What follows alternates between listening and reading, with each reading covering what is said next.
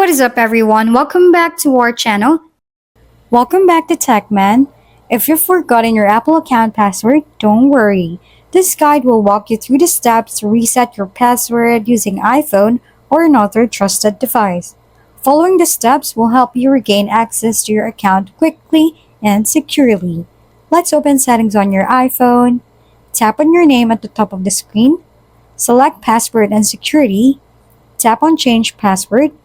You will be prompted to enter your device passcode, and once done, type in the new password you want. Retype it below. Make sure that you type in the same characters on both text boxes. Ensure your new password is strong and unique, combining letters, numbers, and symbols. Write down your password in a secure location or use a password manager. Once done, click Change on the top right corner. When prompted, you can choose whether to stay signed in on your devices with the Apple ID logged in or sign out.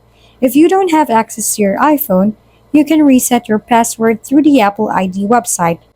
Go to the Apple ID account page at this site. Click on Forgot Apple ID or Password. Enter your Apple ID email address and click Continue. Choose Reset Password and select a method to receive your reset code. Remember to create a strong password and keep it secure. And there you have it.